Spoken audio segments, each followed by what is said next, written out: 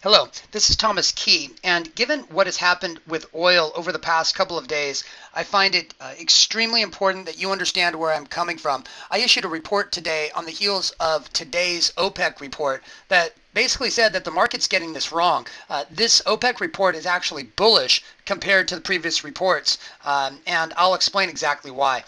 Make sure that you understand from the beginning that all of this data that you're about to see in my Excel spreadsheets are coming directly from the OPEC reports. First of all, I'm looking at September, October, and November data respectively. I'm also going to look at the cut probabilities, and we're going to talk about that. But first of all, based on the data that we had in September, if OPEC was continuing to produce at the same rate at which they were producing in September, the expected oversupply would have been 2.96 million barrels per day in calendar 2017. Taking that to October and the increases that happened in production in October, the oversupply would have been 3.2 million barrels per day. And taking that into November, the oversupply would have been 3.76 million barrels per day if OPEC continues to produce at the levels at which they are today. Now, the important thing that I think we need to make sure that we're all aware of is that this naked number is basically what everyone is looking at. That's why they're thinking that this report is a negative bearish report, right? This is exactly why. And if on the naked eye, hey, look, if they don't do anything, this is a negative number, and it's getting worse as these months go by. However, they have a targeted goal to cut production to 32.5 million, roughly, barrels per day.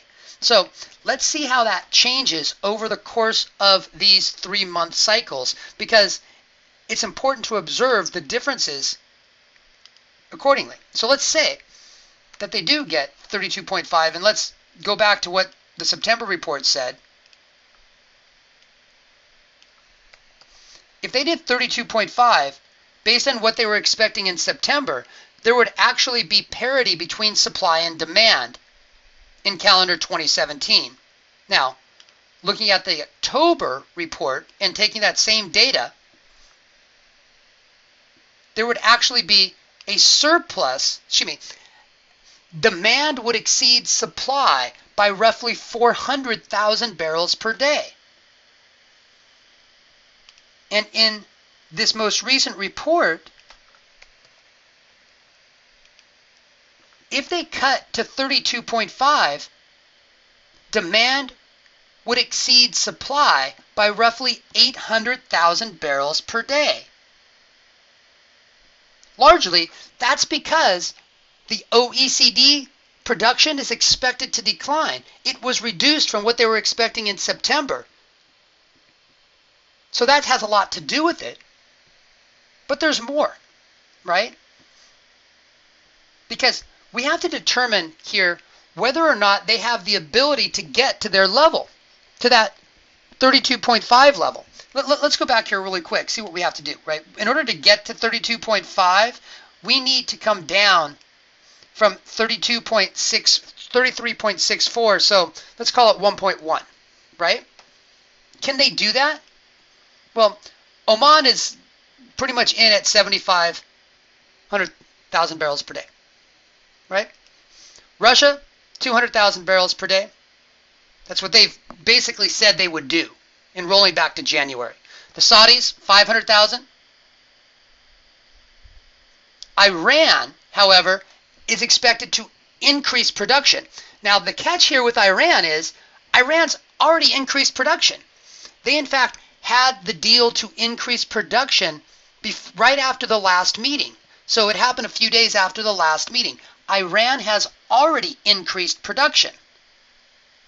I'm going to leave it here for a second and talk about the OECD countries are actually expected to reduce their production by 170,000 barrels per day in calendar 2017.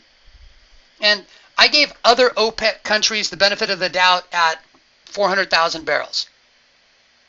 Right? By the way, I'm excluding from this expectations from obviously Iran, but in addition to that from Iraq and Nigeria as well. I'm excluding expectations for production cuts from those countries. right? Based on this information alone, they have the ability right now to cut by 985,000 barrels per day. Right now, they have that ability. But, like I said, Iran has already done their work. They actually have the ability right now, if Iran just caps their production at what it is right now, to cut by over 1.3 million barrels per day, assuming that they get other OPEC countries to participate in this deal. If they do that, or if they get anywhere close to that, all they need is 1.1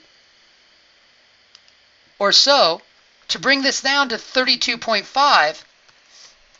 And if they do that,